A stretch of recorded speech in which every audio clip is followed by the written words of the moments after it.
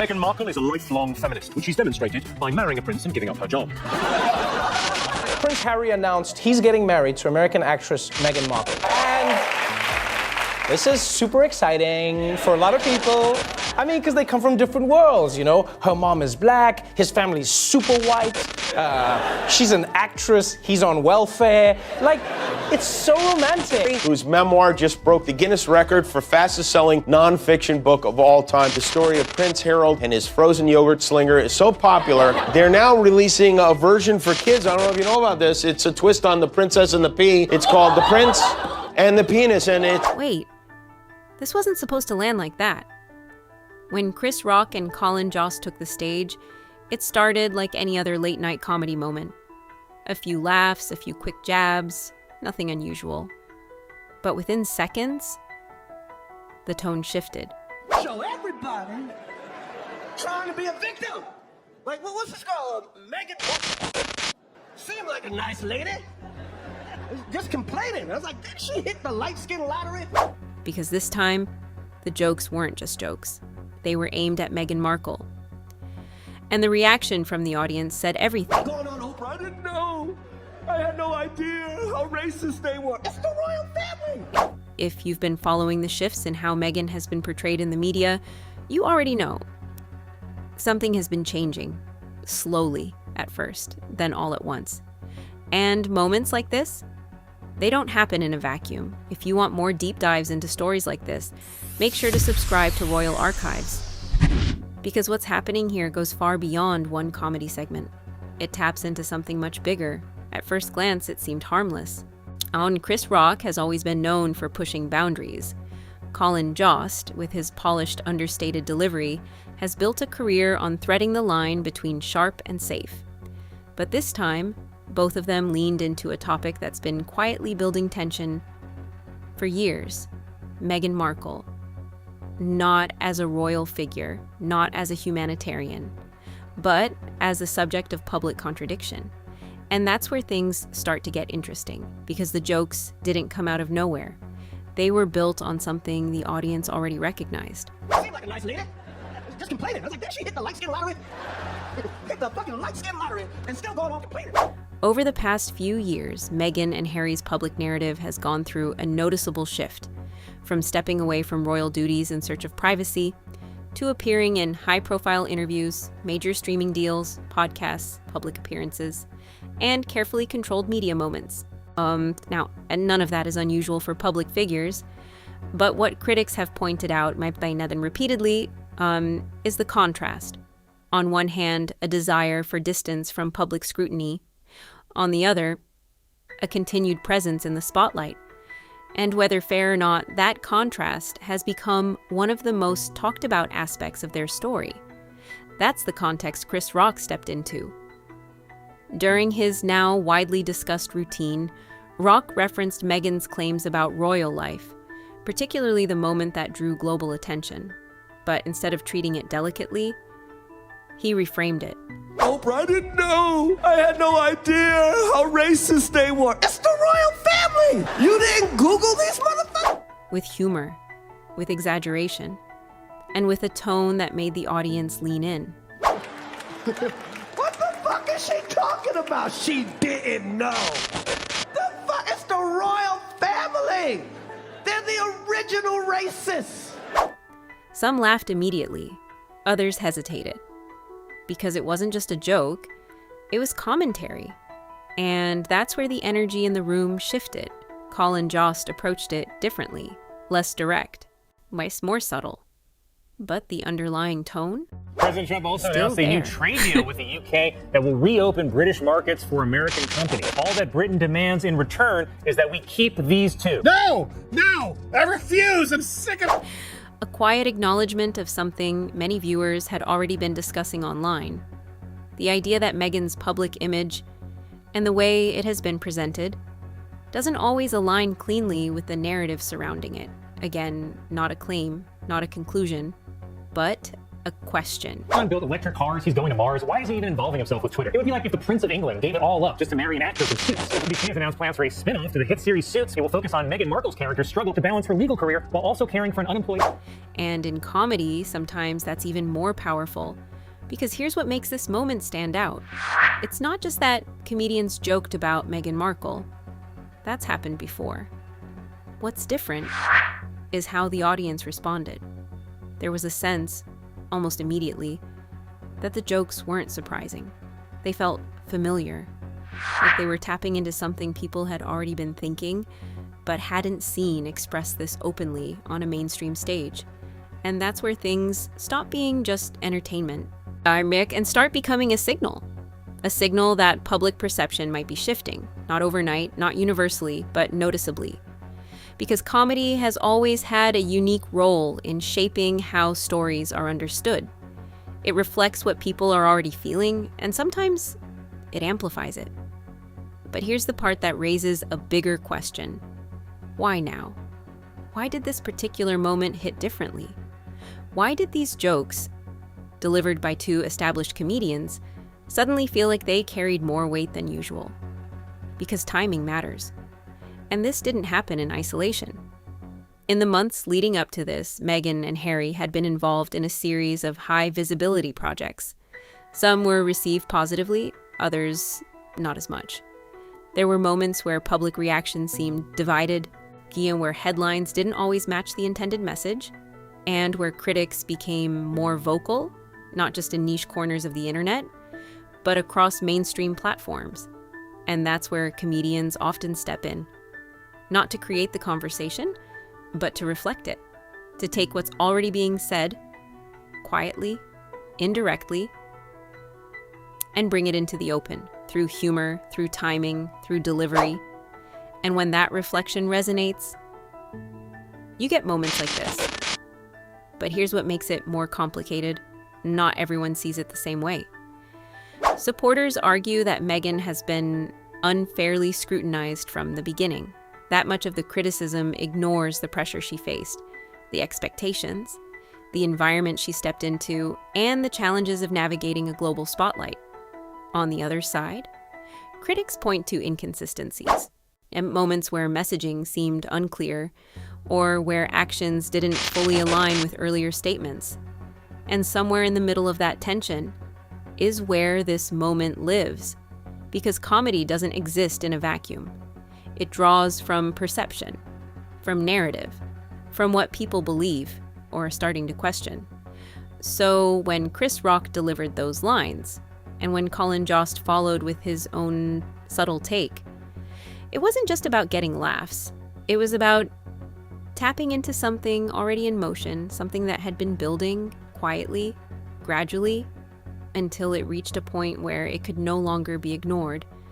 But here's where the story takes a turn, because while the jokes landed with parts of the audience, they didn't land the same way everywhere, and the reaction that followed was anything but simple. Like, some saw it as long overdue commentary, others saw it as crossing a line, and within hours. The moment had spread far beyond that stage, across social media, across headlines, across discussions that quickly became more intense than anyone expected. And that raises the real question, not about the jokes themselves, but about what they revealed. Because if comedy is a reflection of public sentiment, then what exactly was it reflecting here? And more importantly, what happens when that reflection starts to shape the narrative moving forward? Because this wasn't just a joke, it was a turning point. And what came next only made that clearer. And what came next unfolded faster than anyone expected. Within hours, clips from both segments began circulating online. Short snippets, out-of-context lines, reaction shots, and almost immediately, the conversation split. Not quietly, not gradually, but all at once. On one side, there were viewers who saw the moment as inevitable. They argued that comedians like Chris Rock have always pushed into uncomfortable territory, that nothing said on that stage was outside the boundaries of satire. More importantly, they pointed out something else, that the jokes didn't feel random, they felt familiar. like they were echoing conversations already happening across social media, forums, and comment sections, just now being said out loud on a much bigger platform. But on the other side, the reaction was very different. Some critics felt the moment went too far, that it reduced a complex, highly scrutinized public figure into a punchline, and that it ignored the broader context surrounding Meghan's experience and the challenges that came with it. And this is where the tension deepened, because both reactions weren't just about comedy. They were about interpretation, about what people believe the story actually is. And that's where things start to get more complicated, because when a public figure becomes the center of this kind of divide, it's no longer just about individual moments, it becomes about narrative. In the days that followed, headlines began to frame the moment in very different ways. Some outlets highlighted the boldness of the jokes, others focused on the backlash, and a few took a step back, asking a quieter, but more important, or a quoting question. What does it mean when mainstream comedy starts treating someone this way? Because historically, that shift doesn't happen randomly.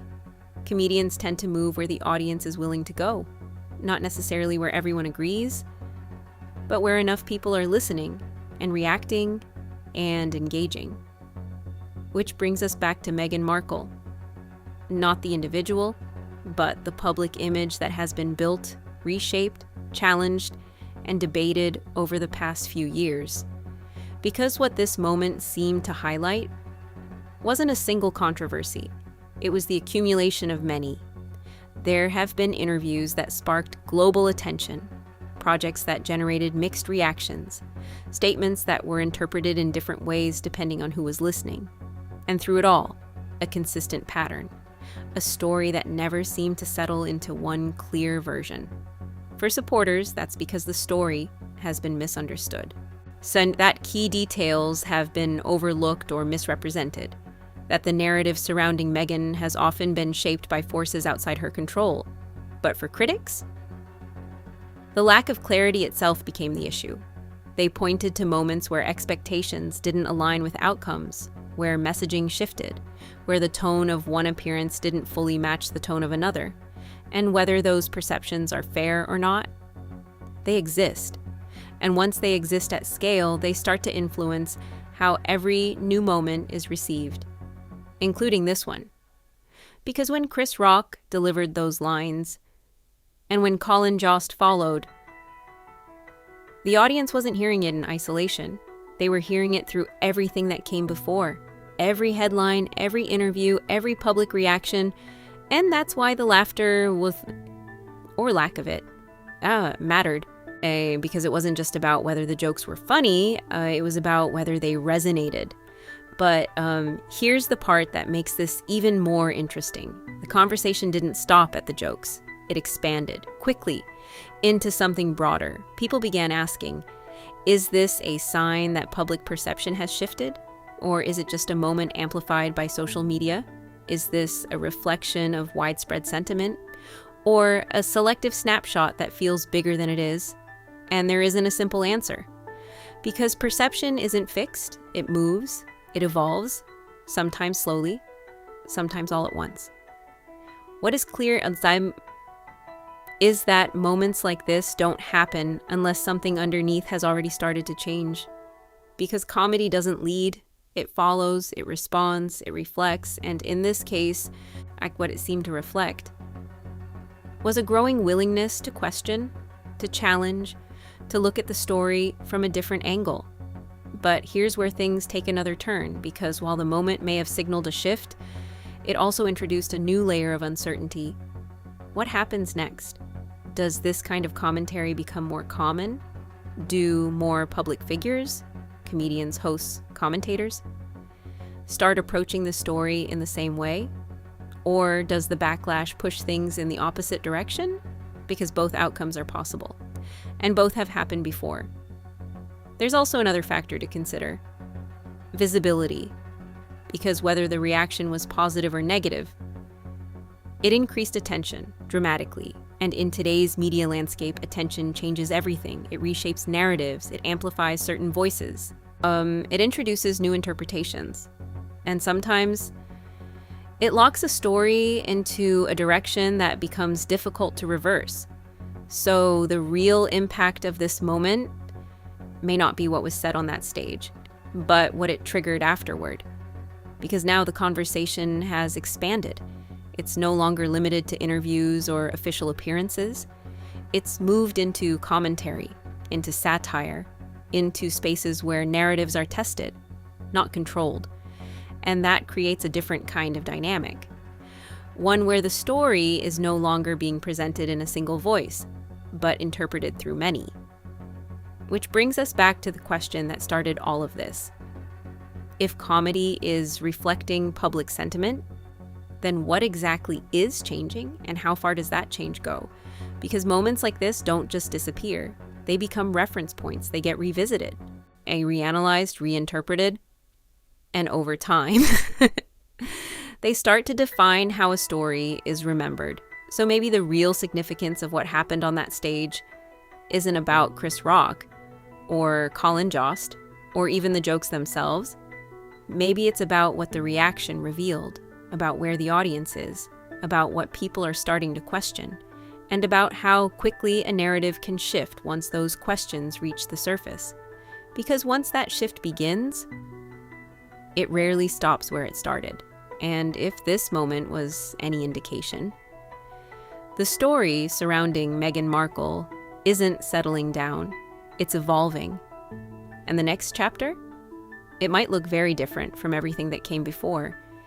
If you want to keep following how these narratives unfold and what they reveal behind the headlines, make sure to subscribe to Royal Archives.